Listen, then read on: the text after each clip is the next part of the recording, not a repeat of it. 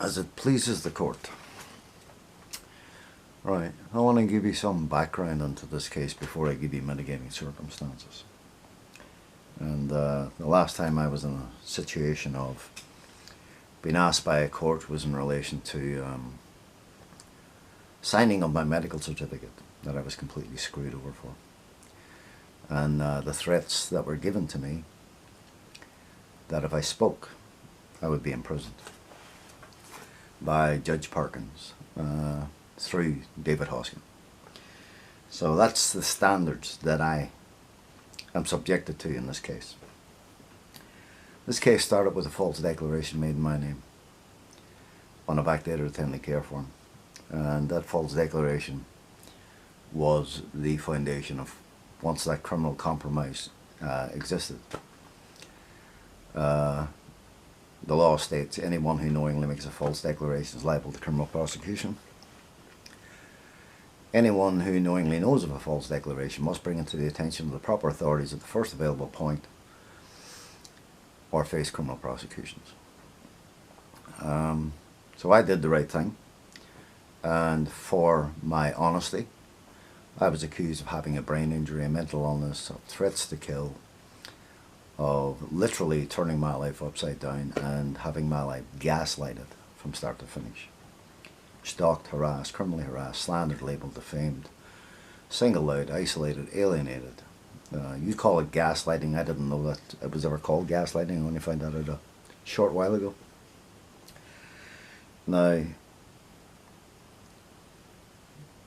because of the brain injury and the mental illness that didn't exist, my life was being violated and raped back to childhood that had nothing to do with rehabilitation. So this was distressing, traumatizing, degrading, humiliating, complete control taken away from me, their victim, and the criminals involved get to walk free and continue to control my life with fear and violence that they themselves were instigating and dishing out.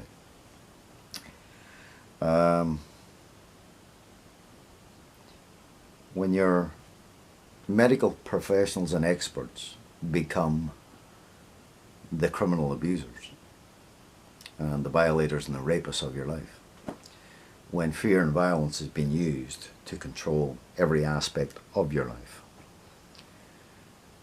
it doesn't just impact on your life, it impacts on your family, your friends, your relationships, you know. People can sympathize and empathize, but that sympathy and that empathy can turn into hatred in the end, you know, and animosity, because they're watching you and they can't do anything to help you. And this is the situation. You can't do anything to help them because your life's been controlled by a bunch of Taliban leaders.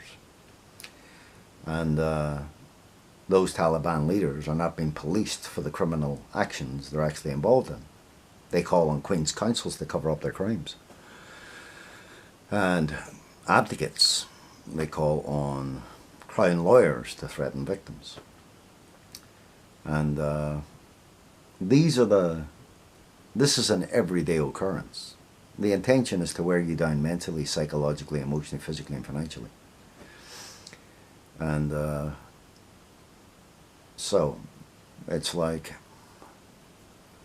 I class their actions as the biggest criminal abusers the world's ever come across. I call them domestic violence state terrorists. Because once you bring fear and violence into someone's life, you're actually committing the crime. The victim of your crime is not the villain here. The victim of your crime is being criminally provoked and abused and threatened and intimidated every step of the way. And the foundation laid by the government, which I didn't really understand the foundation of it to begin with. It took me years to actually work out this is human trafficking and it's slavery. And that's because your income is cut by 90% over your lifetime. And that doesn't include all your legal and political costs to address the corruption and criminality that's actually taken effect. So every conflict is a cost, not just financially, but mentally, psychologically, emotionally, physically. And every agreement you enter into, which is where the false declaration was made in my name to begin with, every agreement is then used for further criminal blackmail and further criminal holding to ransom and further conflict, because the people, the Taliban leaders involved, are not actually doing their job. They don't want to do their job. They just want to control everybody's life with fear and violence. And I have come to the conclusion that all these actions are all criminal provocation from start to finish. And that's probably why they repealed the laws of criminal provocation, to enable themselves to commit their crimes that they're not being policed about. And then you want to turn your crimes into civil and criminal proceedings and divide them, just like you divide rehabilitation while you're committing your crimes from behind your jurisdictions and your administrations and your organizations. There's no safeguard or protection for the victims when the medical experts and specialists and professionals are being controlled by the Taliban leader, McGreevy himself, who happens to be your Deputy Secretary of your Ministry of Justice. So is it any wonder that your criminal justice system is broken when you have a criminal, a proven habitual compulsive liar, who lied to members of Parliament, misled everyone in this case, including medical professionals, every step of the way, and those who did not adhere to what he wanted and demanded, he threatened them. Now, to me, McGreevy is nothing but the ultimate Taliban leader. And all the people in positions of power who have aided and abetted in his crimes, they're nothing but mercenaries, or Taliban themselves, or I call them mafia bosses and gangsters. People don't like what I have to say, but then again I call medical experts involved in this case, I call them pimps and glorified drug dealers, because that's how they behaved. How you can give someone Prozac for chronic pain that has suicidal ideation attached to it, for a person with no violent or criminal history of any kind, with no brain injury, with no mental illness, with no threats against anybody, with no criminal conflict in their lives on any level with anybody. And then this is what you're doing to their life under ACC and calling it rehabilitation. To be perfectly frank, the meaning of rehabilitation derives from the Latin term habilis, and it means to invest again with dignity. There's no dignity when you're going out to destroy someone's character, reputation, standing in society. When you're going out to humiliate, embarrass and degrade your victim with your abuse, your threats and your violence that you're not being criminally investigated for or criminally charged for, but knowing that you actually committed these crimes. You're then accusing the victim of the crimes that you're actually committing, and then you're using the criminal justice system arse about face to attack the victim so you, the Taliban, can stay in control. So you can continue to profit through your human trafficking and through your slavery. Now, when you bring fear and violence into a person's life, you're trying to maim, you're even trying to kill your victim. That's what McGreevy did, and that's what everybody has played their part in this case. Now, if you're going out to maim or kill somebody, which is exactly what their criminal intent was, and I'll get to that later on in the piece, you're not an upstanding, law-abiding citizen. You're not running rehabilitation. You're not restoring someone's life to the best it can be. You're not even trying to, because you've taken the victim's life from one's injuries on a different path to that of mental and psychological blah blah blah bullshit. And this was a premeditated crime on the part of Gerard McGreevy, ACC, and the cabinet ministers and the Crown, who aided and abetted in those lines of attack on my life. Now, given that McGreevy had already laid the foundation for it to fester and started his runaway train, there was no stopping that runaway train. I've done everything. I mean, you say, I either take their shit or I don't. I either accept being a slave trade, human trafficking action, or I don't. I either accept being under the controls of my attackers, my abusers, my kidnappers. What is it I call them? Kidnapping, uncivilized, narcissistic, terrorizing, sociopathic, sadist scum. And I stand by that, because I committed no crime, I did nothing wrong, and these people then accused me of fraud that they already said I had nothing to answer for previously. So after Elsa Duffy, Queen's Counsel investigation report, she left out the false declaration from her report to aid and abet in aiding McGreevy and ACC and the government stay in control. No different to you running a narrative in this case, Your Honour. You ran a narrative because you needed to stay in control. And that's the only thing that's literally controlling this entire case. Now, I can't work out exactly at which point this should have been resolved. I entered 3 agreements, I think, and they reneged on every agreement I ever made. Now, when this case got to the point of criminality declared personal against me by your New Zealand police, threatened by your Crown lawyers, Mike Heron, you better watch your back, Sunshine, he said.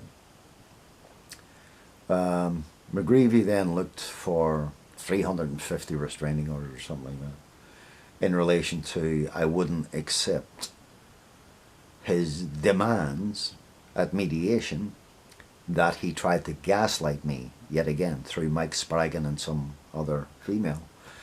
And David Hepry disappeared on the day that they tried to gaslight me. And when I refused their agreement, they went to the courts applying for 350 or 450 restraining orders for their crimes, for their threats, for their intimidation, for their violence. And I'm the one having to defend myself because I will not bow to the Taliban leaders running it. Sorry, but that doesn't happen. I had to defend myself in court. You gave them 3 restraining orders. Can't work out why, because the people had nothing to do with me ever again after that. I couldn't work that out. But anyway, after the threats by Mike Heron, Crown lawyer, this was the result of his threats.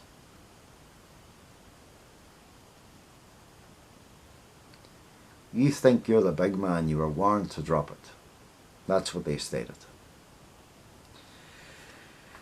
So you think I don't have any animosity? I've got more animosity than you can ever imagine possible. But I'm always a civilized human being about it. You may not like how I speak, you may not like what I have to say. But it's always truthful, it's always honest, and it's always frank. And it's always straight to the point. I don't mincemeat my words, I don't bullshit.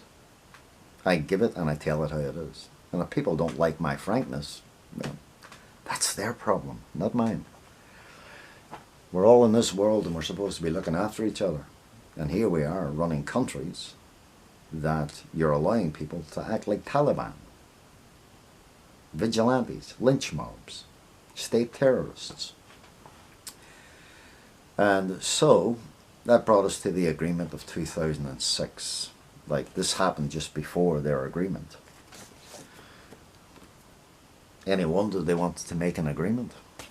So we made the agreement. They offered me the agreement in 2006, and I accepted their agreement in June 2006 under the provisions that McGreevy would be held criminally to account for his lies to members of Parliament, that my name and reputation would be restored back to its former being, that ACC would fund all my medical bills and give me the best medical treatment money could buy and set me up my own self-employed business, that all their medical corrupt reports written that left out my entire life, reputation, character, standing in society, that was untouchable to list terrorist took control of it. And within a few days, he had reneged on everything. I was supposed to pay my legal bills as well. And this was McGreevy. He reneged on everything and then went out straight away and destroyed all the evidence of his corruption and criminality immediately after I signed that agreement, which I wasn't expecting that to happen. I was sent to a third party. It was nice enough. There was no pressure. But there was no rehabilitation. There was no the best medical treatment money could buy. There was nothing. And then there was a conflict of interest because they counselled ACC staff and management. They were a counselling service. They weren't a rehabilitation service. It was an absolute travesty in every way. It was scandalous that they led me to believe that I was going to get my life back on track.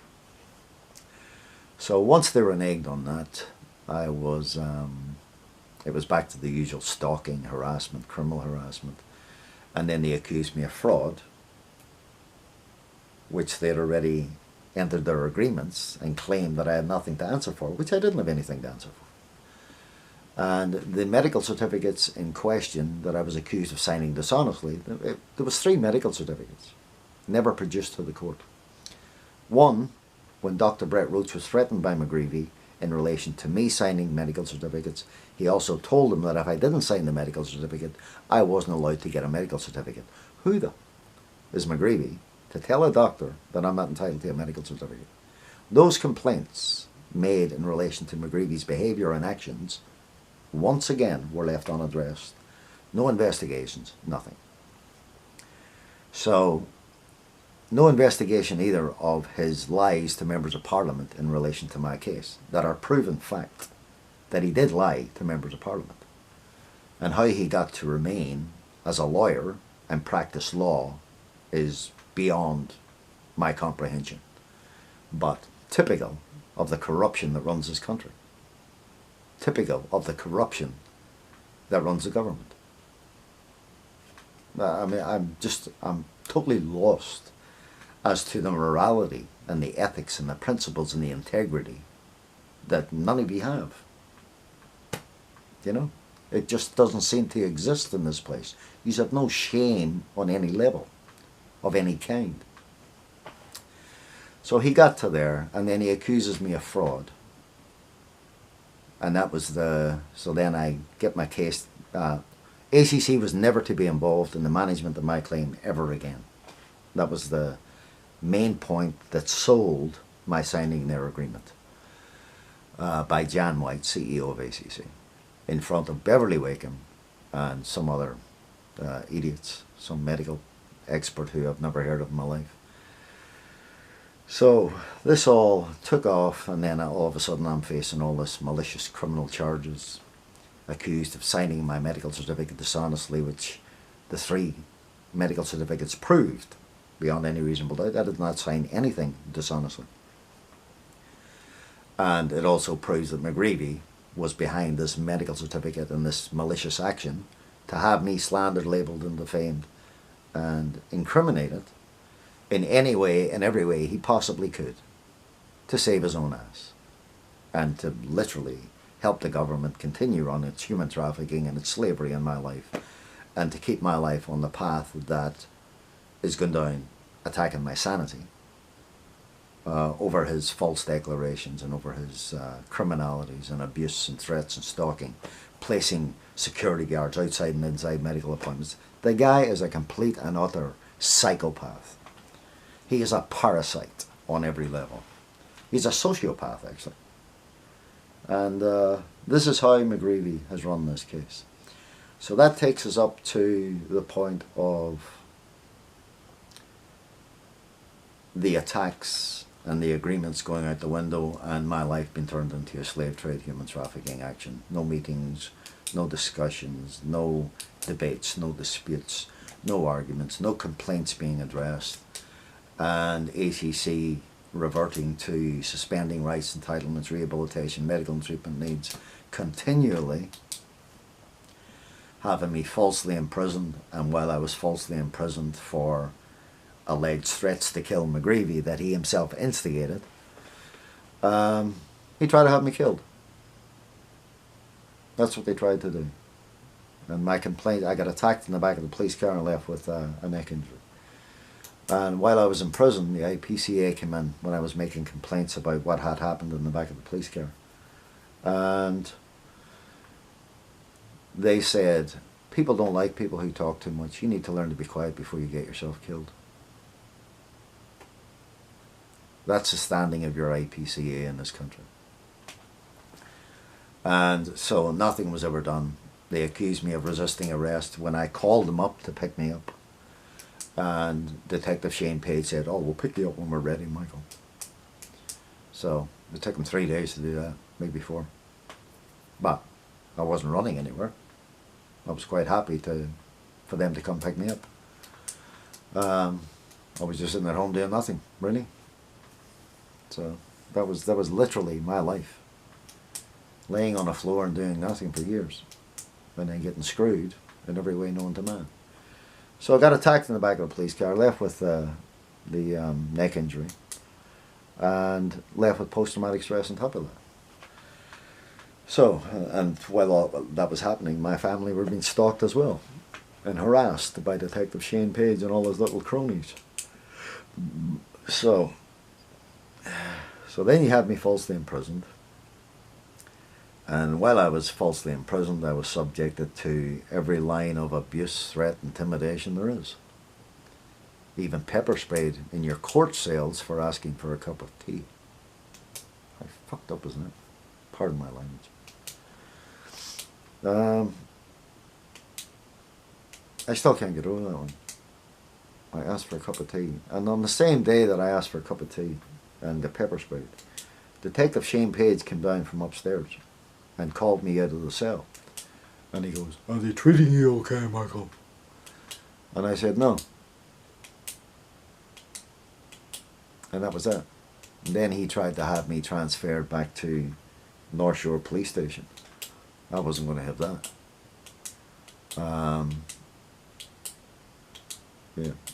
And then they started spreading rumours in the prison that I was in there for the most heinous of crimes. Typical of how these terrorists work.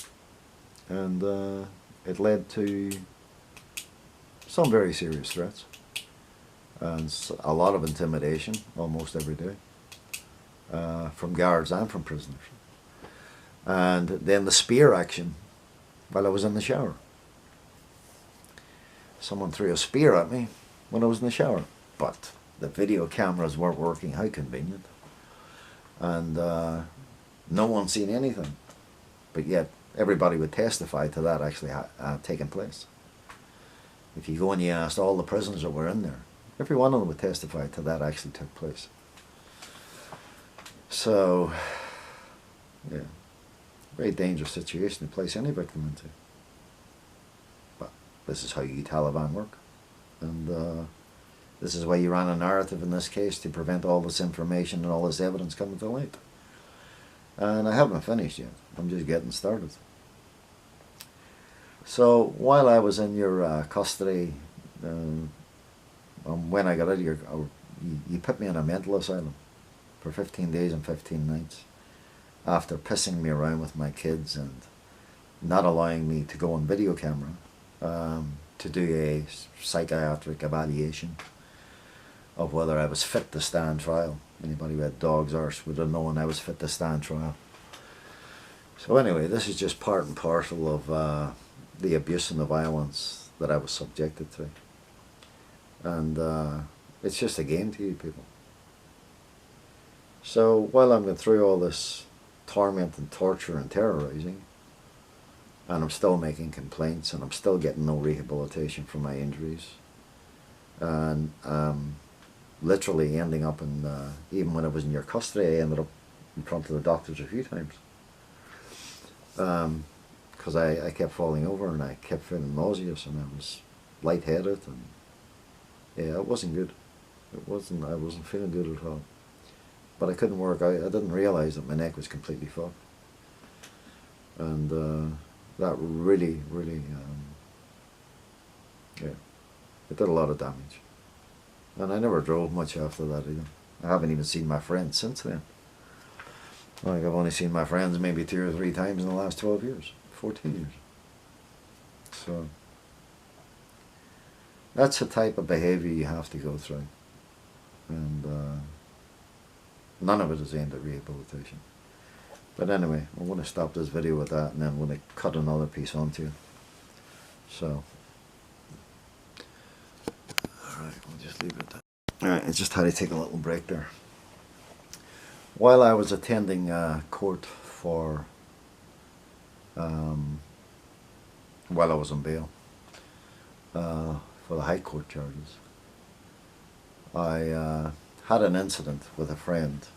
He went to court with me that morning. And literally,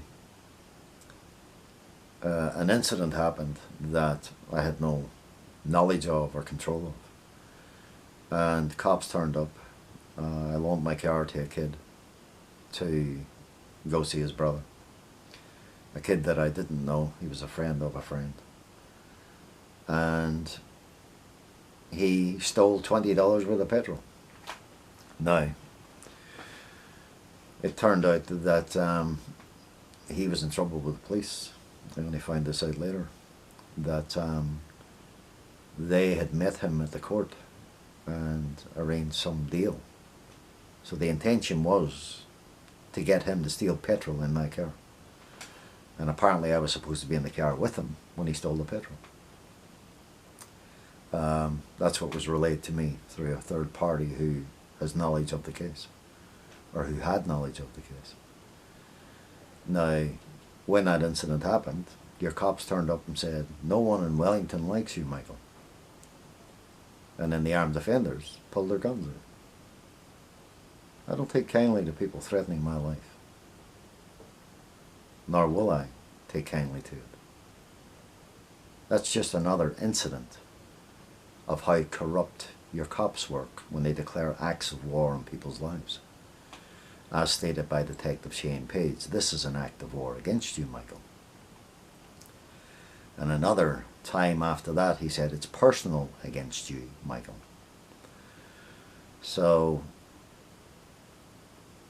this would coincide then with his statement in relation to my emails of complaint that were being sent to the Prime Ministers of New Zealand and the Cabinets of Ministers, that were being redirected to police. For what reason, what purpose, other than to keep me under complete control and to never have to address the criminal complaints that I make, as stated by Detective Shane Page. We don't read your emails anymore, Michael. We just file them. We will never investigate any criminal complaints you make, as verbatim, as I stated in your court. It's incidents like that that are in itself proof of the Taliban nature and actions that these Taliban terrorists, well, domestic violence state terrorists, I call them the Taliban, are involved in, and that I don't take too kindly to. I've had my life threatened for 21.9 years. And I've never felt safe since the day they declared an act of war on my life. You've cost me just about everything in my life up to that point. And still, you want to stay in control. And still, you want to walk free. And still, you want to fund the mercenaries to do your dirty work. Without 1 ounce of rehabilitation of any kind. Left with more injuries than I started with. And this is the behaviour of your entire cabinet and government, who want to declare themselves to be victims through your narratives, because you prevented these facts of their crimes coming to light for a jury to know and to show exactly how you carry out your dirty work. There was a video camera showing that I was hit from behind. Now, why is police, why did they try and call it a fight? I was out on my feet, trying to protect my face, trying to protect myself, If I had a fell to the ground, I'd have been killed. And this is what they did to my life. And it wasn't just my face. My whole body was like that. So there is a lot of animosity, there is a lot of anger, there is a lot of frustration, there is a lot of torment, there is a lot of torture. And there was a lot of terrorizing of my life and my family. An incident happened in a park when I was with my kids. And some private dick walked up behind me, and on that day I couldn't even turn around. I can't even turn around today. And they said, drop your case against the ACC and think of your children. I'm quite surprised that I didn't do something a lot sooner in this case, in losing the plot. Because there was enough grounds there, and enough statements made, and enough threats made, for me to retaliate to the maximum extent practicable. But I didn't. And what did the government do? The government went and repealed the laws of criminal provocation so I wouldn't be able to go to the maximum extent practicable. That's why your justice system is so stuffed up. Because it's run by criminals. It's written up by criminals for their own criminal purposes. And that's why they're not a democracy. That's why they're a Taliban. Because they're making up their own rules to suit their own purposes, to commit their own crimes against their victims. And that's my standing on this matter. No matter how many complaints you make, the Human Rights Commission do not protect you. The Privacy Commission doesn't protect your privacy rights. The Health and Disability Commission do nothing. Your Ombudsman's Acts do nothing but protect the criminals involved and allow them to cover up other people's crimes. Your Ministry of Justice is a disgrace. Well, it's run by the Taliban leader himself anyway. So God knows what corruption and criminality he's getting up to now. He was definitely a Taliban leader when he was the Chief Legal Counsel of ACC. And compromising people, and then going out on his rampage of fear and violence while he instigated it and dished it all out. And funded it all with taxpayers' money. So you get to the point where you're just backed into a corner, you're singled out, you're isolated, you're alienated. And anybody that you go to for help, doctors or anybody else, they're all under the controls of the Taliban themselves. So they're quite happy to feed you as many medications as they possibly can, and try and claim that they're giving you medication for stress that's actually mind-altering medications. And many of them do have suicidal ideation attached to them. I was always a law-abiding citizen, upstanding, straight to the point. Protect any victim who needs it protected. But I am not going to be victimized by the Taliban and bow to them. You're probably expecting an apology, Your Honour, but I think the chances of that are about, when it's reciprocated for the attempted murder of my life and the destruction of my life, then maybe you'll get an apology then. Only when it's reciprocal, in that there's two sides to every story. And I did not instigate 1 ounce of threat or violence. I've always been a very placid person. Never gave a shit about nothing. I went to work, minded my business, helped people when I could. Criminality was not my foundation of life. I was raised, not dragged up like some of these morons. McGreevy was obviously dragged up. I could name a few others who were probably dragged up as well. Now McGreevy is probably bullied at school or something. So he's got this thing about bullying everybody then the rest of his life. And thinking he can get away with it. He's not getting away with it. But I could say the same about a lot of cabinet ministers and prime ministers in relation to that too.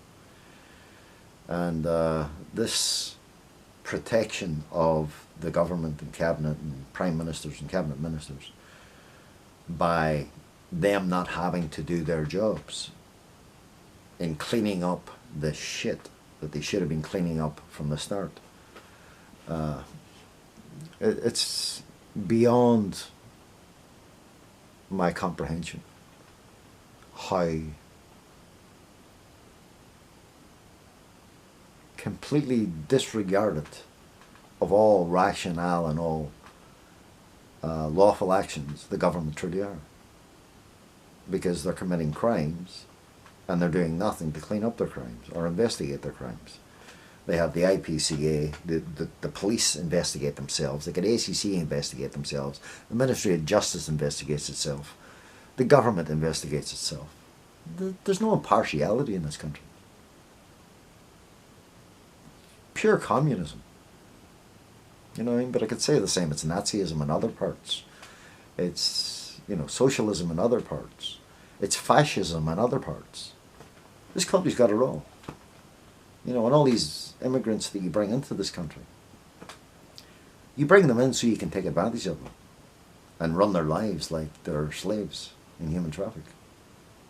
You know, you're only interested in them working to profit the country, but you're doing nothing to protect the victims of the crimes. In other words, no victim in this country is allowed to defend themselves under your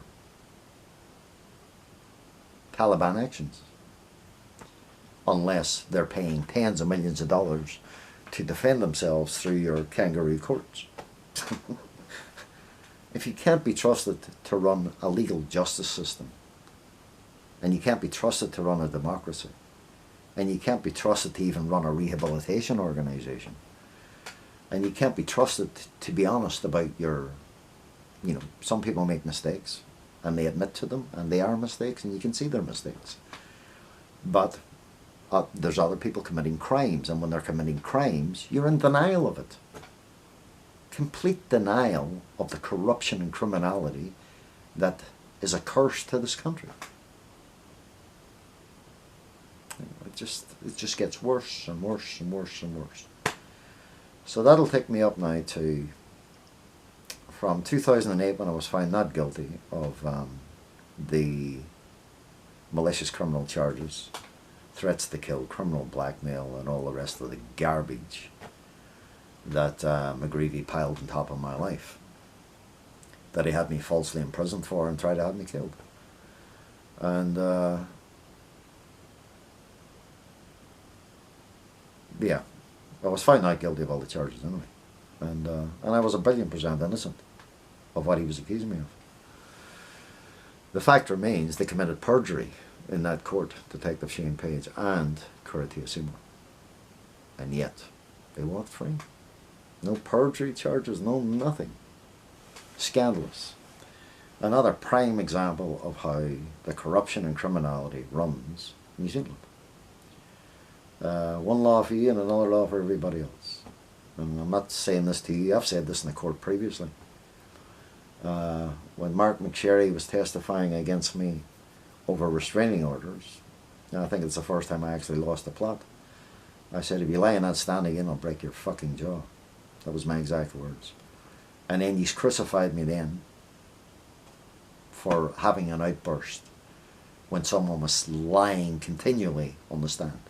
And the evidence would have proved he was lying on the stand. And ACC withheld the evidence to prove he was lying on the stand because they had the videotapes of it. And I knew the videotapes were there. So they got to cover up their crimes again. That's a bloody joke. You know? What I've been subjected to by this terrorist and his mercenaries is nothing short of what the Taliban do to their victims. Nothing short of it. I just want to run through some statements that's been made over the period of time. Beverly Wakeham, after the meeting and offering me the settlement in March 2006, called me into her office. We were sitting having a cup of tea and just speaking, you know, the usual. And all of a sudden she came out with a comment. Jan White said she hopes you don't go and get a gun. I'm not joking you. I choked on my tea and almost fell off the chair. And my response to her was, what kind of animals am I dealing with? So I've never been placed in a situation like that in my life. And But that's the low life. She also said that there's collateral damage in everything you do. So I'm not going to be collateral damage for anybody. So unless somebody else wants to be collateral damage of me, that's entirely up to them. I want my life back. I want my life out of the hands of my attackers, my abusers, my kidnappers. I want my life out of the hands of this Taliban-run organisation, this Nazi-run organisation that does nothing for rehabilitation. They have destroyed my life, my health and well-being, my family, my relationships. They've destroyed it all. And they've done it all under their kidnapping of ACC. It's been feeding me shit for the rest of my life. They've taken away my entire career. They've destroyed my entire reputation. And I've played into their hands this time. Of course I have. But not to help you destroy my life. I mean, say, I may have lost a battle through your narratives. But I'm not out to win a battle. I'm out to win a war. And believe you me, I'm going to win this war. And everybody who has committed a crime against me, and anybody who has done me harm and has wronged me, will be accountable and will be answerable. That I can guarantee you, as God is my witness. It will happen. I do not believe that you ran a fair, just court in this case. I believe that you ran a narrative, and in doing so, you obstructed and you perverted the courses of justice with criminal intent to do so. You may disagree with that. You may have a different viewpoint that I haven't even thought about. But I can't see any other conclusion to be drawn from your actions, other than I'm up against the Taliban of corrupt criminals. And if you take offense at that, that's your problem, not mine. At the end of the day, I was gaslighted even in your court. You had Detective Shane Page stalk me up and down the corridor on the morning of the trial and go on about his active war actions all over again. And you had Mather take me out to lunch and walk me past him, and which I stated, if you ever want to set anybody up for crimes, just go to that terrorist. He'll do it all for you. And you can ask Mather if that was my exact words to him, because it was. And yeah, I was very unhinged with what was actually taking place. It's not the first time that the police have got up to their chicanery, trickery and deception and their intimidation at court cases. While I was in the court case of being accused of fraud, which was laughable, and all the manufacturing that went on there,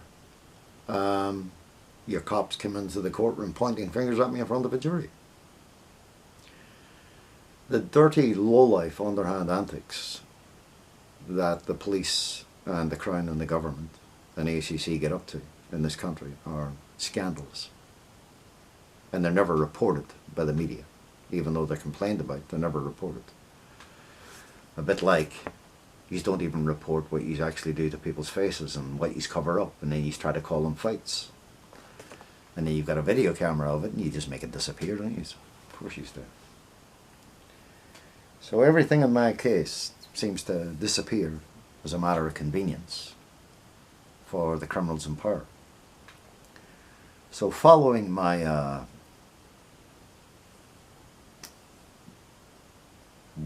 to that point, probably what, 2010 was probably what, 11 years of absolute corruption and criminality. And what can one say, really? Following, I was found guilty of signing my medical certificate dishonestly. Judge Perkins moved to charge me $5,000 for a fraud that didn't exist. He gave me 4 months home detention as long as I remained silent and quiet and shut up. And otherwise he was threatening me with imprisonment for speaking. And then ACC then moved to suspend, to literally demand ownership of my privacy a couple of months later, and suspended all my rights, entitlements, rehabilitation, medical treatment needs until I bowed to their demands and criminal blackmail, which I wasn't going to do, because they have no right to my personal private information that have nothing to do with my injuries. And they weren't getting it. I already had an agreement in place in relation to my privacy that was working well. Didn't have a problem. And then they decided they wanted to change the rules. So they suspended all my rights, entitlements, rehabilitation, medical treatment needs for over 4 years, and then charged me 14% extra tax for the privilege of their corruption and criminality for acting illegally and unlawfully with criminal intent. And then my complaints to the police in relation to the 14% extra tax being charged without my authority to do so. And the fact that Inland Revenue, ACC, and the Ministry of Justice and the review and appeal process itself played their part in that deliberate, premeditated crime, because the intent was to charge me 14% extra tax and just shut up shop at the same time and never address any of my injuries or rehabilitation or medical treatment needs. And once my entitlements and stuff were reinstated, I resorted back to demanding a psychiatric evaluation to address all the corruption and criminality, and to get everything rectified, and to get all the truths on the table, and to prove beyond any reasonable doubt they left me with post-traumatic stress. And post-traumatic stress is not a conscious thing. It sits in your subconscious, and you've got no control over that. And that's where your post-traumatic stress comes from. And it usually comes from trauma and violence that they instigated into my life for all that period of time. So, since then, I've had many discussions with police and the Crown and the government. And I've written complaint after complaint after complaint after complaint, question after question after question, getting nowhere. And yeah, and it led to Commander Kerry Kay making the statements of Detective Shane Page admitted to him that he'd made the act of war statement, and he declared it was an off-the-cuff remark. Yeah, some off-the-cuff remark. Yeah, that's an off-the-cuff remark, isn't it? Of course it is. Falsely imprisoned and almost getting me killed. That was an off-the-cuff remark, wasn't it? You don't have any rights, we own you. That was an off-the-cuff remark, wasn't it? But yet it's all classed as my perception. That's laughable. Perception. That's some perception, isn't it? So, there you go. And that's exactly how this case is run. And then we get to the point where I'm just drinking myself stupid after the home detention. I stopped all their fucked up medications because they were... I started to realize I was walking around like a bloody zombie. And so I stopped all their medications and I started drinking beer. And then my faculty started to come back to me, bit by bit by bit by bit. It took about 5 or 6 years. And then I started to realize just how much they took advantage of me under their glorified drug dealing, and how they were able to suppress all the crimes and cover up all their crimes. Commander Kerry Kay said they're only wanting to buy time, Michael. Another premeditated admission that the government is committing a crime against me. So I've done everything in my power humanly possible without resorting to violence, because I always believed that, what's his name? Mahatma Gandhi I always believed in his philosophies that love conquers all. And for some reason, I don't know, maybe love doesn't conquer all. But then again, I'm not Mahatma Gandhi. Justice conquers all, and accountability conquers all, and people standing up and protecting the vulnerable victims of such terrorists, you know, that conquers a lot. It conquers all, really. So we got to the stage now where AQC shut up shop. Didn't address my neck injury, didn't address my post-traumatic stress. And the government literally wants to run my life, in my case, as a human trafficking, slave trading action, after causing so much harm, so much damage, and destroying everything, who I am as a human being, using fear and violence. They instigate it from day one. So, at the end of the day, I'm not looking to kill anybody. But at the end of the day, I'm not Mahatma Gandhi. And I'm not going to let anybody kill me and get away with it. Your actions are attempted murder. They always have been attempted murder. And that's my standing in this case. That criminal mitigating circumstances, as you call them, the mitigating circumstances are simple. You provoked my life every step of the way. And you left me one of two options: Royal Commission of Inquiry or last resort. And you've always worked for a last resort. That doesn't make me the villain, because you're using fear and violence to control, staying in control and keeping ownership. That's your human trafficking and slavery, for profit and ownership. And in the process, you're defrauding me of 90% of my life and quality of life. And you've turned my life into a prisoner, a hostage, and a captive under your nemesis that is completely inescapable. You're free to go, Michael, as long as you give up your entitlements without any further action being taken. Those were the words of Ruth Dyson back in 2001. McGreevy, he wrote emails in relation to my case saying he's getting nothing. And he's written legal privilege letters between him and his little Taliban leaders, which amount to criminality, which were oppressed and suppressed by the government themselves and the courts. So there's more than enough evidence as to the corruption and criminality. The question is, why are the politicians and the police and the crime,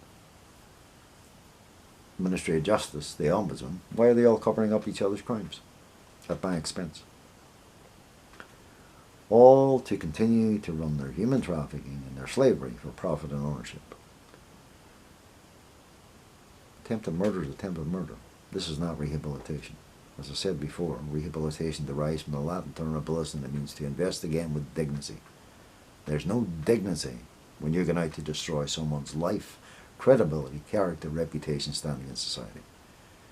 When your entire control is fear and violence. Those are the actions of terrorists. You're going to lay a foundation now that is going to decide my entire fate and my entire life. And I'm going to adhere to whatever foundation you lay in this case. I got nothing more to say on the matter. My lawyer's going to say what he's going to say. I know who I am as a human being. I've saved more lives than you could ever imagine possible. And I've protected more lives than you could ever imagine possible. You, on the other hand, you're all protecting terrorists. You're protecting criminals. You're protecting violators and rapists of people's lives. You're protecting aggressive, threatening, intimidating, violent thugs. And your Prime Minister's attitude is everybody should play victim so you can continue to commit your crimes. Isn't that really how it works? You all want to be victims, and I have to be the villain for you to be the victims. Otherwise, you lose control when the truth comes to light. which is why I demanded a Royal Commission of Inquiry 1,000,000 times. Well, there's my mitigating circumstances as regards to the actual emails themselves. I don't think there was a threat to kill there. There's an if in there. That if means a lot. So, now the if comes down to you, doesn't it? Doesn't come down to me. I want my life back. I want it out of the hands of my attackers, my abusers, my kidnappers. And I want properly compensated. Not fucking spin-fed shit by some Taliban leaders who literally laid a foundation of human trafficking and slavery for profit and ownership. There's my standing on the matter. What these have cost me, it's going to cost them with interest. That's my standing on the matter.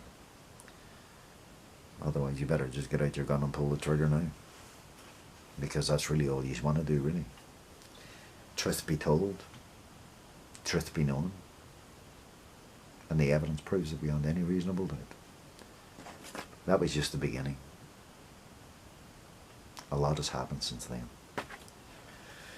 So, am I the villain or am I the victim? I never brought fear and violence into anybody's life in my life. And I would say nobody ever wants me to. So, there you go. I certainly don't want to go that path. But there's no other options. I can't rule it out, can I? No one can. It really comes down to whether you're going to give me my life back or whether you're going to continue with your bullshit. And whether you're going to take responsibility for your own crimes. I want McGreevy behind bars. Make no mistake about it. I want cabinet ministers and prime ministers behind bars along with them. I want some judges behind bars. I want some ombudsmen behind bars. I want some crime lawyers behind bars. Because they're a danger to every victim in this country. They are a danger in the positions they're in. Because they're not running rehabilitation. They're abusing their positions of power. And they're all lining their own pockets at the expense of their victims. So that's my standing on the matter. Good luck to you with all that. And the jury, they only came to the conclusion of the narrative that was set for them. I don't think they understood exactly what they were deciding to do anyway, or even what they were talking about. If they knew all the criminal provocations in this case, they would understand that there was no threat to kill. But they would have also understood that you are the ones committing the attempted murder of my life. Make no mistakes about that. And I'm sure they will actually realise it when they get to know all the facts. You don't pull guns on people, and you don't threaten a person's children. Now I just want to hit on the secret meeting at Parliament held on the 20th of June 2007. That was the same time and the same day that I was attacked in the back of the police car and left with a neck injury. And that literally almost turned me into a paraplegic.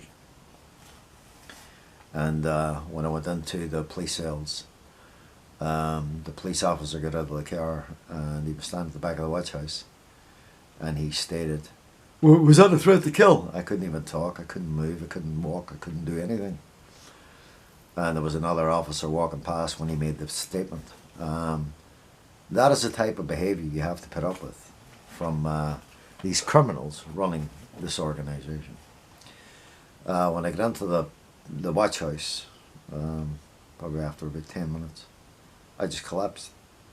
And instead of taking the handcuffs off me that they put on me in the back of the police car for no fucking reason whatsoever, they pulled my arms over my head and dragged me to a cell and threw me face down, and I couldn't move.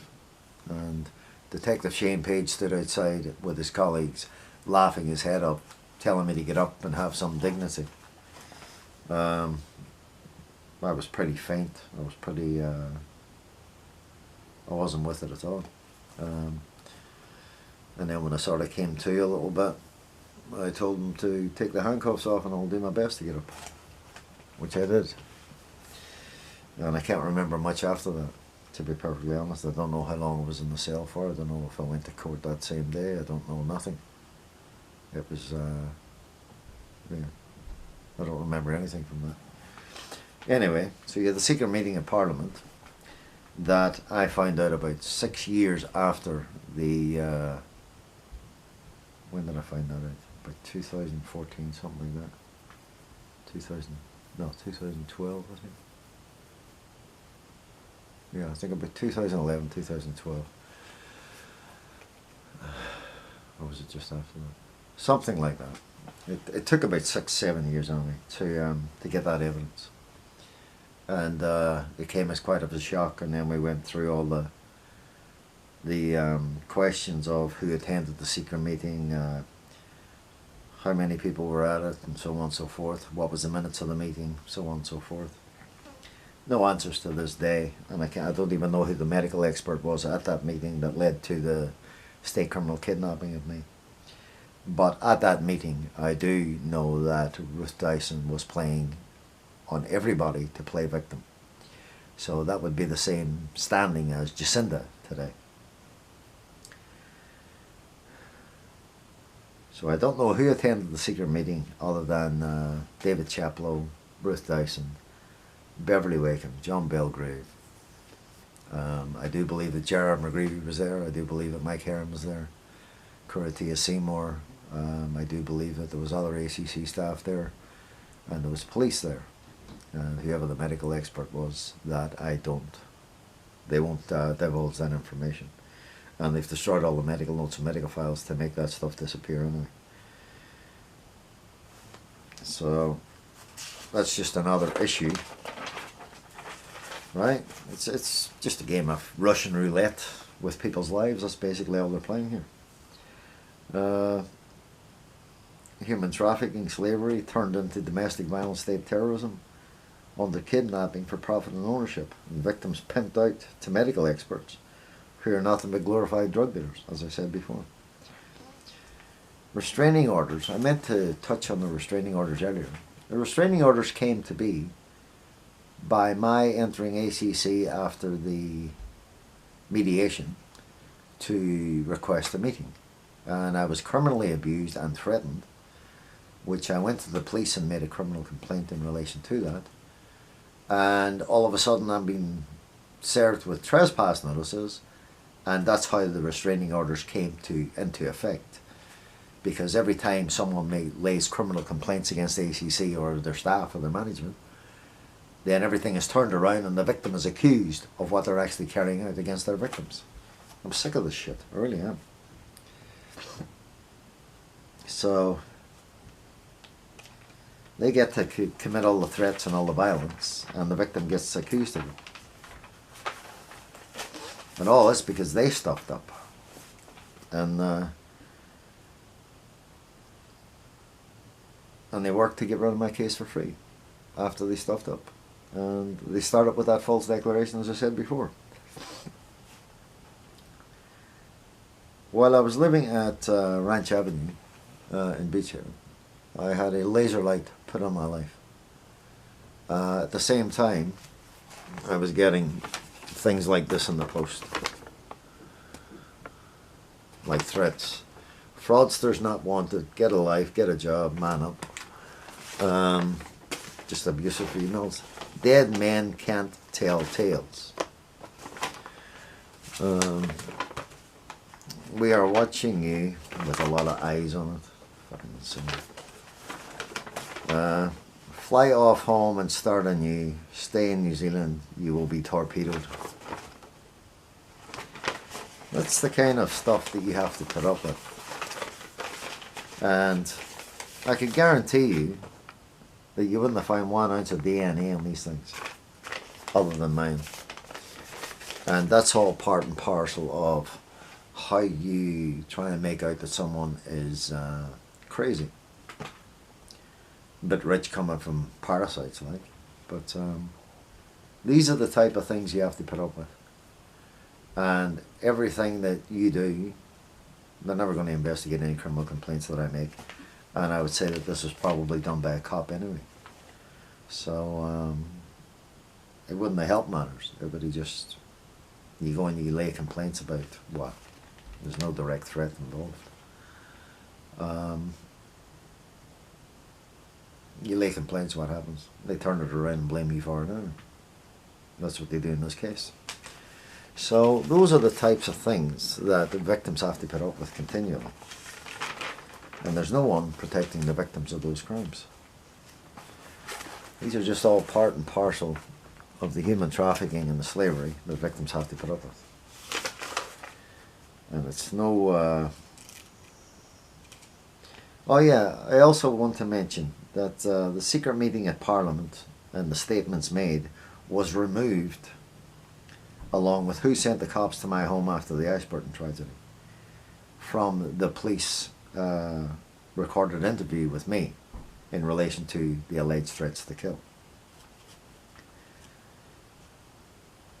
So, just another prime example of the corruption and criminality that runs the system, and how much information and evidence you withhold from a jury to obtain your narrative outcome of a guilty verdict over all else, in favour of covering up your own crimes and your own corruption and your own criminality. You know, in light of all the facts, a person would need to video record themselves 24 hours a day when having interactions with the Taliban running this country and the criminals that they employ, because none of these can be trusted. You know, the dishonesty is widespread, the corruption is widespread, the chicanery is widespread, the trickery, the deceptions, the abuse, the threats, the intimidation, the violence. You know, and you're not running rehabilitation. I haven't been able to obtain a rehabilitation plan for the last, what, I've been demanding one for what, well on 14 years. I still haven't got one. So that's the situation. The onus is laid on the victims under criminal blackmail in the Section B of the Crimes Act, and the government basically shuts up shop and says, oh, it's between you and ACC. It's not between me and ACC, it's between me and the Taliban. That secret meeting at Parliament proves beyond any reasonable doubt that this entire case was orchestrated by those terrorists under Ruth Dyson in Parliament, and the declared act of war on my life. So there you go. You're going to feel safe with that type of behaviour. You've got the Crown Law Office, you've got the Ministry of Justice, you've got the Ministry of Health, you've got the Ombudsman's Office, you've got the New Zealand Police, you've got cabinet ministers and prime ministers and all their other little Talibans and private dicks and mercenaries that they employ. So you're getting screwed no matter what you do, and this is the outcome. At the end of the day, this was all orchestrated by all yous in power, and yous have turned everything around of the crimes that you committed and blaming me for the crimes you committed, and now you've had me found guilty of a narrative because you obstructed and perverted the course of justice from the jury knowing the full facts of the case. So there you go. Your actions are attempted murder on a foundation of human trafficking for profit, slavery of ownership, and your doctors are not doctors. You're just pimped out to them, so they can take advantage of you and literally manipulate the situation and drug you up under false pretenses so that you become a bloody zombie. So, and then the government then can take full advantage of its corruption and criminality and murder your life day by day, week by week, month by month, year by year, until they achieve the ultimate outcome, murdering your life. Anyway, I think that's enough said on those issues, and I think there's enough mitigating circumstances there to justify the situation that we're in. Oh, by the way, I think that you should actually look at all my videotapes. I've always stated, threatening people's a waste of time. If you're going to kill somebody, just do it. I don't believe in threats. So that's another question why I'm very confused at how this all comes about, and how you deem it a threat in the first place when it's got if in it. given the narratives used to convict me in this case, you must now explain how a narrative was not used to convict the Prime Minister, the Cabinet of Ministers in New Zealand, the New Zealand Police, the Ombudsman, the Crown Law Office, given the facts, prove ACC is slavery, that victims are sold into slavery as a human trafficking action by the government for profit and ownership, which constitutes misfeasance in public office, criminal blackmail under Section B of the Crimes Act, which is its entire foundation, and criminal holding to ransom, with criminal abuse, threats, intimidation, violence, kidnapping, harassment, criminal harassment, stalking, slandering, labelling, defaming, all part of those criminal acts, as part of an act of chicanery and trickery and deception to distract attention away from the actual crime of human trafficking and slavery, and aimed at getting rid of the victim for free, and also aimed at obstructing and perverting the courses of justice at all times, all under criminal holding to ransom, under a nemesis that in fact proved victims would need to spend millions of dollars to buy their lives back out of the hands of their captors.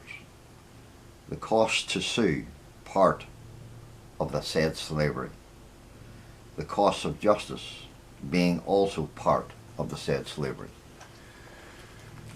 Justice and accountability, which one would need to prove the crimes they committed at their own expense and prove that their intention was not rehabilitation, but aimed at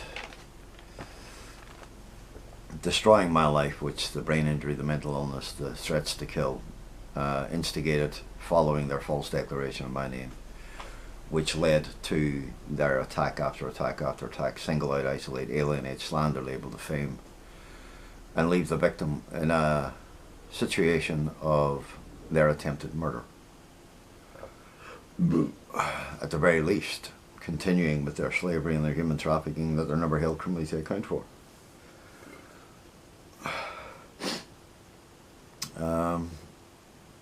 You know, at the end of the day, it is my standing that this entire case is only aimed at the government staying in control, even though they've stated themselves, through Jan White CEO, as I stated previously. ACC are unfit for purpose, and they can never be involved in the management of my claim ever again.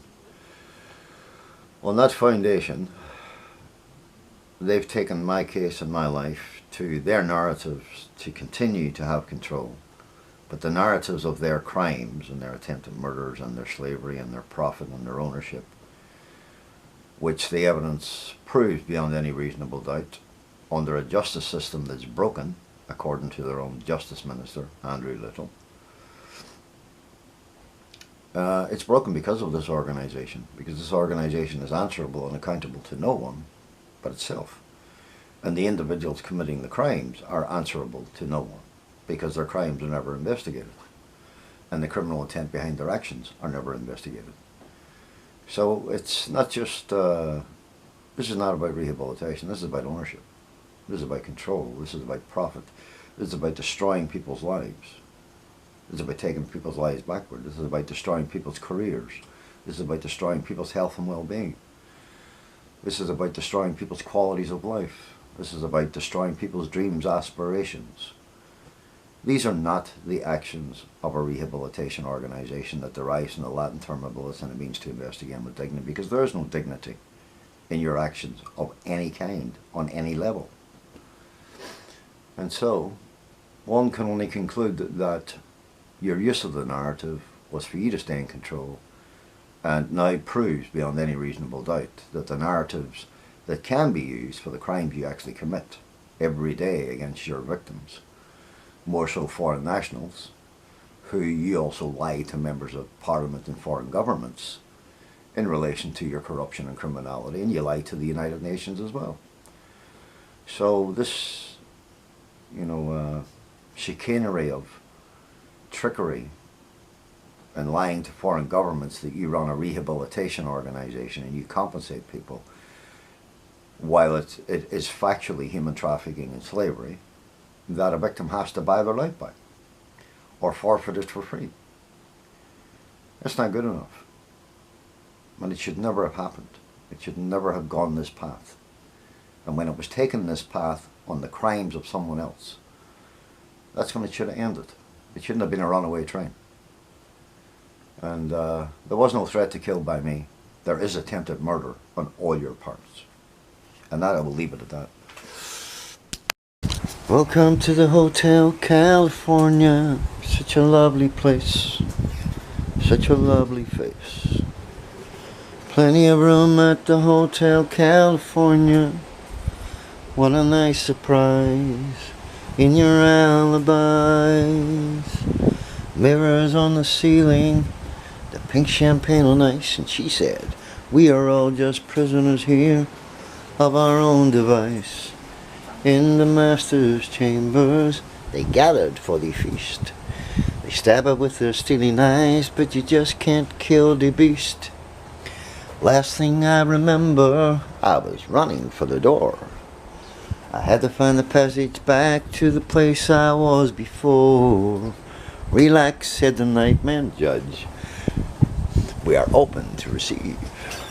You can check out any time you like, but you can't ever leave. And that is the true nemesis of ACC, Crown and Government New Zealand. You can check out any time you like, but you can never leave, and they're going to profit from it. That's how the criminality works. That's how the corruption works. That's how the slavery works. That's how the human trafficking works. That's how telling doctors to do nothing, they just want to pay you, works. Because it's only 10% of your income and you're expected to live a normal life on the, under the pirates that are running it. Pirates of Oceania. The domestic violence state terrorists that run it. The proven habitual compulsive liars that run it. They destroy evidence, they destroy information, they sabotage everything. And they keep you there until they break you. They play God every step of the way. So what they do is they commit the crimes and they act as judge, jury and executioner, and then they accuse you of crimes and then they take you under their corrupt criminal justice system that's broken, and then they run their narratives and all their other bullshit in your life. So there's the reality of what's going on in this case. And there are a mountain of crimes for them to answer for, including destroying evidence and information and sabotaging my entire case in life. So, yeah, well, we'll leave it at that. At the end of the day, it is what it is. There was no threat to kill, according to you there was. And according to me, their actions are attempted murder and everything else. And the evidence proves that they're never going to investigate the criminal complaints that I've made. And they never read the questions, they never answer the questions, and they're quite happy to run their crimes of my life in this country and not do 1 ounce of rehabilitation and leave me with more injuries than I started with. A neck injury and post-traumatic stress on top of an oversensitive nervous system that was caused through a mistake. The other injuries, they were caused with premeditation. They stopped my ears, they stopped my sinuses with bad medical practices. Water blasting your ears when you get an ear infection. Pepper spraying you and leaving you half blind. That diminished my eyesight by about 50%. First time I ever had to wear glasses in my life was after I got pepper sprayed. And it stuffs up your sinuses as well. And the doctors are told to do nothing, they just want to pay you. So what does that leave you with? It leaves you that you're being robbed, pillaged and plundered from by the pimps and the glorified drug dealers of New Zealand, who haven't got a clue how to run rehabilitation. Mind you, I don't think any of them know how to run rehabilitation. The foundation they laid is simply that of extortion, theft, robbery, pillaging and plundering. And victims' lives are worth 0 and they want to spoon feed you every week like you're some criminal or some dole bludger. It's a bloody joke, and their legislation doesn't work. Their laws don't work.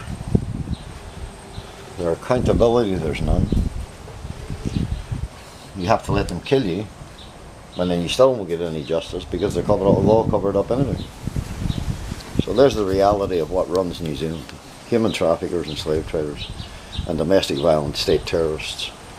I can only conclude, Your Honour, that the fact that you couldn't even organise a psychological evaluation over the last 2 years, or have ACC address the post-traumatic stress that I was left with, is a true testament to the corruption and criminality running this country, and a true testament as to the vigilantism and the state terrorism in selling off your one-sided affair and your narratives to continue committing your crimes that were instigated by a terrorist of Taliban's.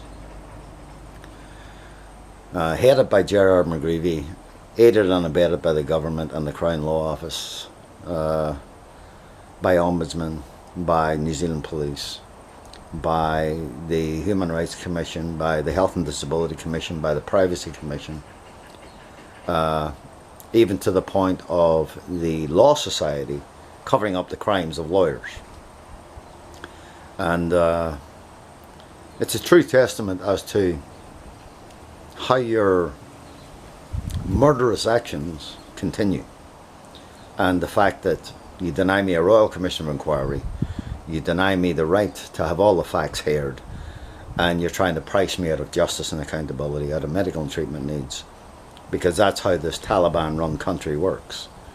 Anything to protect its human trafficking and its slavery actions under the pretenses of running rehabilitation that leaves victims with more injuries than they started with, which was the criminal intent, and then getting doctors then to literally do your dirty work by trying to feed victims medications under false pretenses so you can have your victims walk around like zombies.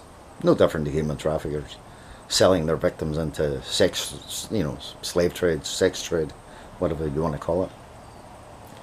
All doctors are in this country for you are pimps. Or maybe you're the pimps selling the victims to the doctors, who knows. But that's the reality. You're nothing but the Taliban, you're nothing but corruption. You're running narratives and anything that keeps you in control as long as you're covering up your own crimes. That's the reality of your attempted murder of your victims' lives. So you never have to compensate anybody properly, fairly, justly, or reasonably. So you can literally take a victim's life to 10% of their income over their lifetime and literally say, oh, prove it. When a victim doesn't have the resources that you have at their disposal, it's a known case. You're not going anywhere. All you are is a human trafficking, slave trading action under the controls of hyenas in sheep's clothing. A legal justice system that's broken and run by what I class as the Taliban running this country. I have spent 21.9 years fighting for my life, my freedom, my sanity, my health and well-being, for justice and accountability, and to no avail. I'm just singled out, isolated, alienated, slandered, labelled, defamed, and my life is controlled by fear and violence that was instigated by the terrorists, the Taliban terrorists running this country, who have done everything to prevent the facts going on the table and to prevent their crimes being answerable for. So that's the situation, and that's what they do to their victims. So they can continue to run their human trafficking and their slavery in their victims' lives for the rest of their lives. And your income is 10% of your income over your lifetime, less all your costs, medical costs, legal costs. They're pricing you out of life It's Nazism on a grand scale. Right, so now I've given you a whole rundown of exactly how this case was to be played out. And I've come to the conclusion that you dealt the cards, you laid the foundation, you cheated every step of the way, using fear and violence to literally, that you orchestrated, instigated and dished out. And that was only for one criminal purpose. It wasn't aimed at rehabilitation. Nor was your alleged brain injury, nor was your alleged mental illness without claim forms, nor was your alleged threats to kill that didn't exist from the start. And while you were doing all this, you were dishing it out and having me stalked, harassed, criminally harassed, slandered, labelled, defamed. And that's really what this case is all about. Destroying my reputation, character and standing in society. And you use fear and violence to control it all. Now we're up against what? Your criteria for a guilty and discharge without conviction. That's a laugh in itself. There is no criteria for giving someone their life back. There's only the right thing to do. Because you created a situation that I'm damned if I do, damned if I don't. You're quite happy to run your slavery and human trafficking and spoon feed people shit for the rest of their lives and starve them to death. And when you get your own medicine thrown back at you, you can't take your oil at all, can you? You really can't. So, as far as I'm concerned, these are nothing but making up your own rules as you go along. You have everything covered under your criminal blackmail under Section B of the Crimes Act. That you turn everything into a civil matter or a public-private criminal prosecution matter while you're getting away with the crimes you're actually committing. That's the actions of an acting Taliban, of terrorists, on a foundation of human trafficking and slavery. That's playing Russian roulette with people's lives. Telling doctors to do nothing, you just want to pay them. So, as far as I'm concerned, I've already had this discussion with my lawyer, Your Honour, that I'll only settle for a guilty and discharge without conviction. That will give you the opportunity to undo the damage and the harm that you've done up to this point, over 21.9 years. That way then there's a foundation of moving forward in a lawful, peaceful, tranquil manner to the point of where criminal accountability and justice is going to be sought against the Taliban leaders and state terrorists involved. And I think that's fair. I think it's just. I think it's reasonable. And I think that all those involved need to be held criminally to account and removed from their positions in power for aiding and abetting, even though they all want to plead ignorant to their own crimes and their own corruption and their own criminality and their own declared act of war on my life, and covering up their own secret meetings and covering up their own perjury and covering up their own gangster mafia boss actions, covering up their violation and their rape actions of victims' lives, covering up their threats and intimidation, harassment, criminal harassment, kidnapping and attempted murder. So my stand is simple. I mean, they say it's easy for you to make the decision of continuing with this charade and this chicanery and the trickery and the deception and labelling me as a villain because you all want to claim victim status. Or you can undo the damage that's been done and you can start afresh and all the facts can get addressed impartially out of the hands of the Taliban terrorists running it. So you can't say that you're unfit for purpose and then demand that you stay in control. You're not going to let a domestic violent victim stay in a home with a domestic violent offender unless they want to.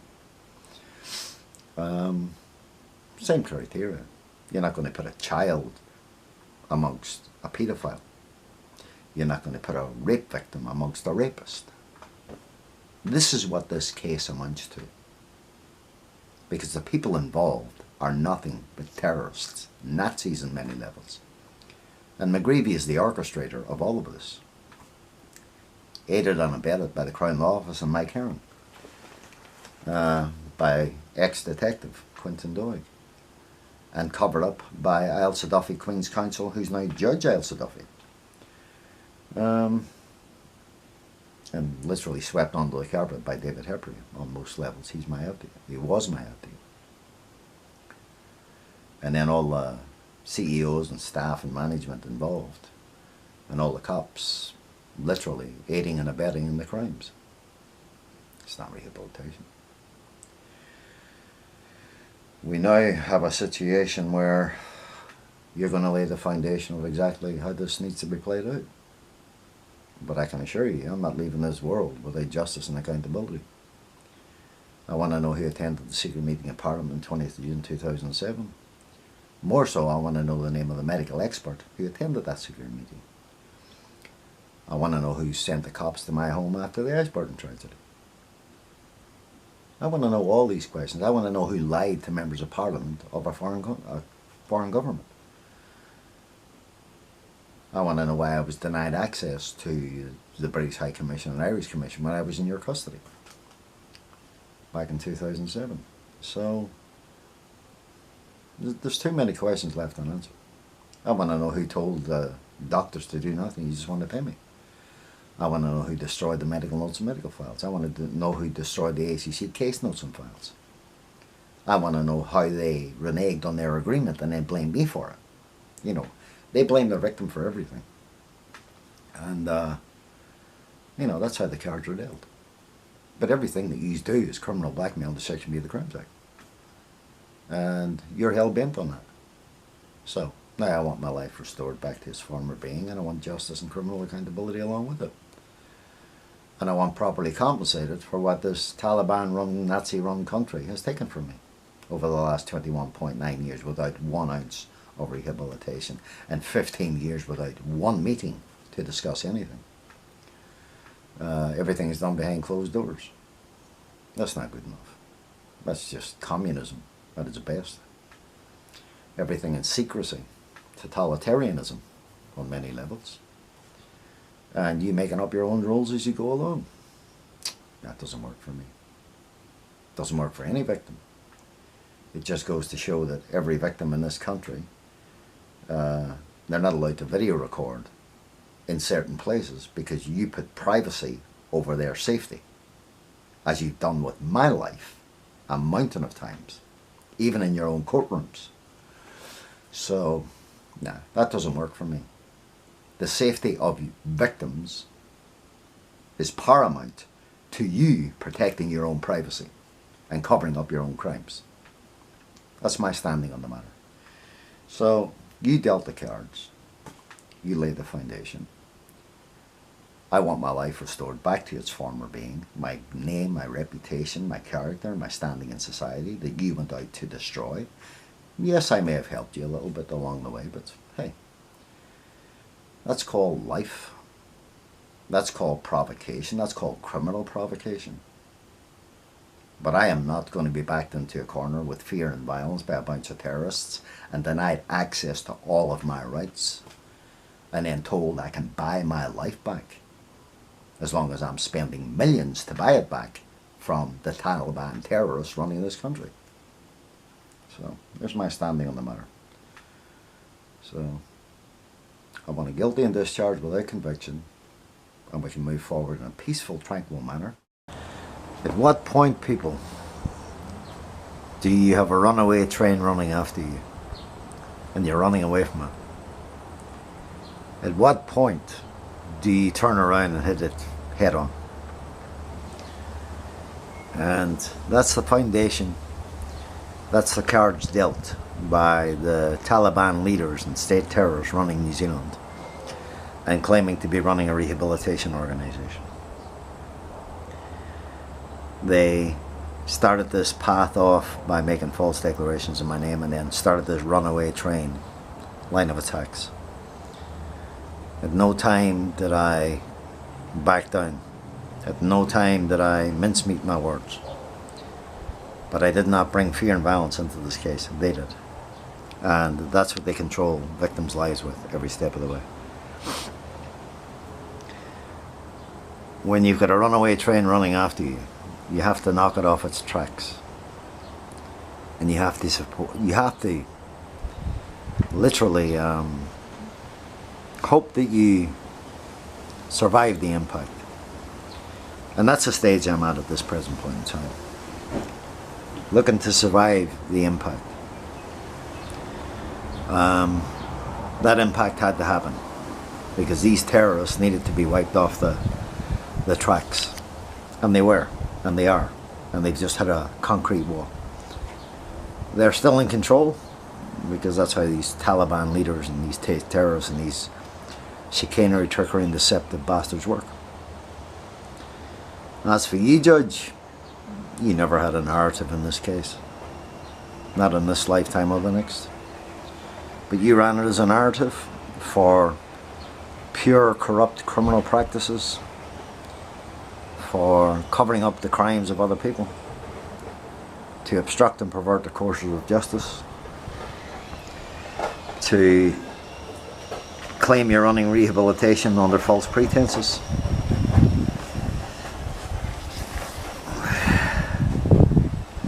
You know, it astounds me that I'm up against so many brain-dead retards, like blowfish, not half a brain cell between any of these. But the lengths you're willing to go to stay in control as a Taliban, as a criminal entity, as a communist-run entity in action. It just astounds me as to what you people actually think you're going to get away with.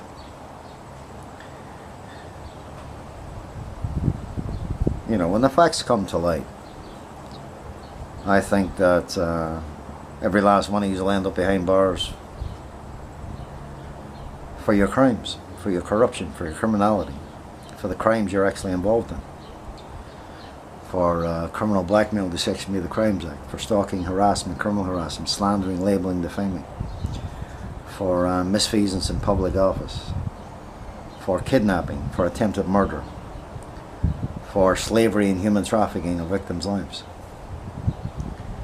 for violation and rape of victims' lives, for theft, fraud, robbery, pillaging and plundering, for feeding victims medications under false pretenses. You know, the list of your crimes is never ending. And by the end of this case, I want the Prime Minister's resignation and her cabinet of ministers along with her. I even want your resignation, Judge. I want the resignations of the Crown and the defence lawyer, Mather, who aided and abetted in covering up your crimes in helping to run a narrative to facilitate you staying in control of a victim's life. And so you can continue to run your human trafficking, your slavery, and your attempted murderous actions. So, I'm not here to mincemeat my words. I'm not here to back down to you. I'm not here to kiss your ass. I'm not here to kiss anybody's ass. I committed no crime in this case, and you've turned yourself into victims using fear and violence that you instigated and dished out. That's unacceptable. To have people set up for crimes they didn't commit, that's unacceptable. To think that you're getting away with it, it's delusional, deranged, and criminally insane on every level. So, this all stems from your declared act of war in my life. Well, here we are. It is a declared act of war. But I can promise you this, that your Prime Minister and your Cabinet of Ministers and this Nazi-run organisation of ACC that is used for corruption and criminality, that is not aimed at rehabilitation, and the evidence proves that beyond any reasonable doubt, you will all be held criminally to account under international law for the crimes that you're actually involved in. You know, you're in control of the narrative at this point in time, but you're not in control of the entire outcome. because I think your train has just run off its tracks, has hit a concrete wall 1,000,000 miles thick, and has thrown you all over the place. That you're all running around like headless chickens, not knowing what to do, because you actually realise these are all involved in the biggest corruption and criminality the world has ever seen. And you're trying to sell it off as rehabilitation. It's a bit like Hitler trying to sell off a Nazi concentration camp as rehabilitation. Or it's a bit like being kidnapped by the Taliban, and the Taliban claiming we're the victims while they're beheading their victims. That's what your actions amount to, Your Honour. And I'm not here to bow to you, I'm not here to back down to you. I'm certainly not here to be taken advantage of, and I'm certainly not going to accept being under the controls of those who have already stated they themselves are unfit for purpose. ACC's unfit for purpose, should I say. Keeping that in mind, the medical industry of this country is nothing but a Taliban in itself. They're all protecting you, you're all protecting them, and society and your victims are lambs to the slaughter. Not good enough. Not acceptable to me on any level. I didn't want this to take the path that it's taken. You chose that, you laid the foundation for it, you dealt the cards, and now we are where we are. And you're still trying to pull a fast one by still trying to mislead society into who the real villains are. And when the truth comes to light, your Prime Minister, your Cabinet of Ministers, your Ministry of Justice, your Ministry of Health, your Human Rights Commission, your Privacy Commission, your Ombudsman's Office, your Crown Law Office, and your ACC are all going to be seen for the criminals that they truly are, in that ACC has been placed outside the rule of law and outside of all jurisdictions from being over policed, but like normal society. That's why your justice system is broken, because you've got two entities in the same thing, and that's just the actions of a Taliban trying to play off something that it's not. You should have restored my life back to its former being. That was your obligation, responsibility and duty, and to look after my health and well-being. Unfortunately, your actions were that of attempted murder and destroying my entire life and tying it up in your legal and political garbage while you walk free and get to continue to commit your crimes. Violators and rapists of people's lives. Extortionists. Thieves. Criminal blackmailers on every level. Your entire rule of law is not broken, Your Honour. It's an absolute scandalous. You know, for the life of me, I don't know how you ever passed the bar exam, because the entire foundation of the rule of law of New Zealand, as admitted by Andrew Little himself to the United Nations, is broken. So a justice system that's broken, it begs me to ask the question how any of you can call yourselves lawyers and judges, given that your qualifications aren't worth a shit, because he's already stated factually our justice system is broken.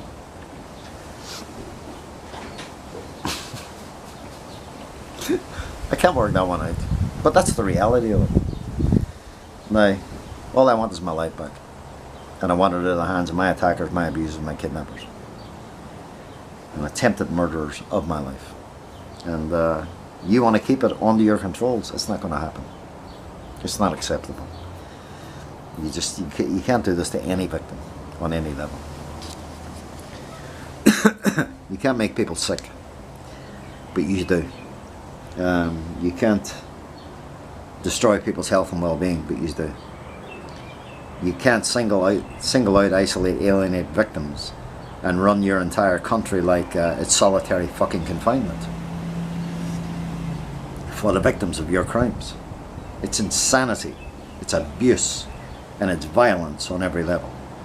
And I want everybody involved in it behind bars where they belong. And everybody who's covered it up behind bars along with them.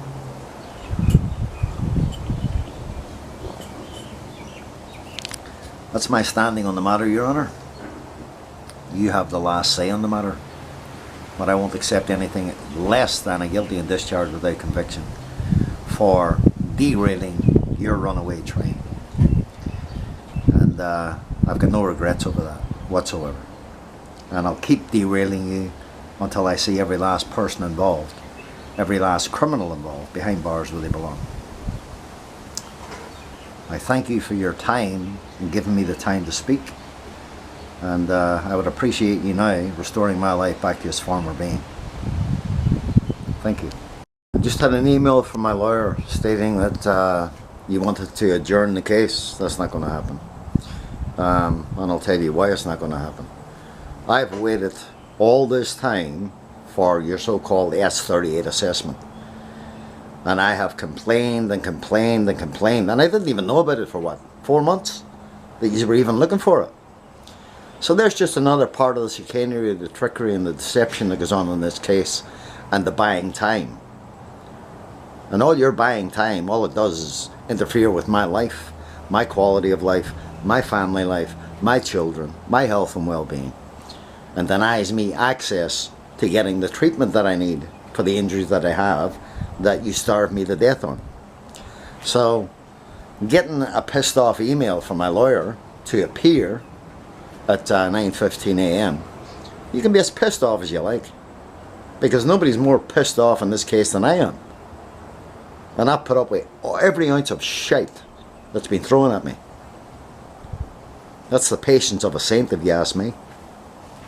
So as far as I'm concerned, I'm not interested in your assessments. You had plenty of time to do that. And all the assessments that you've taken, that you've put into effect before that anyway, were all one-sided, vigilante style, leaving out all the facts of the case. You can't be trusted. None of you can be trusted. And I'll never be safe in this country, that's for damn sure. You know what I mean? We all know that. You don't declare acts of war on people and say, oh, it's enough to cut from Mark, after you almost get people killed. Doesn't work for me, Your Honour. And as much as you don't like my blatant, straightforward talking, that's life. I didn't come into this world to lay down to a bunch of Taliban terrorists. And that's all that runs this country and runs ACC. You shouldn't bring fear and violence into people's lives. People in glass houses shouldn't throw stones.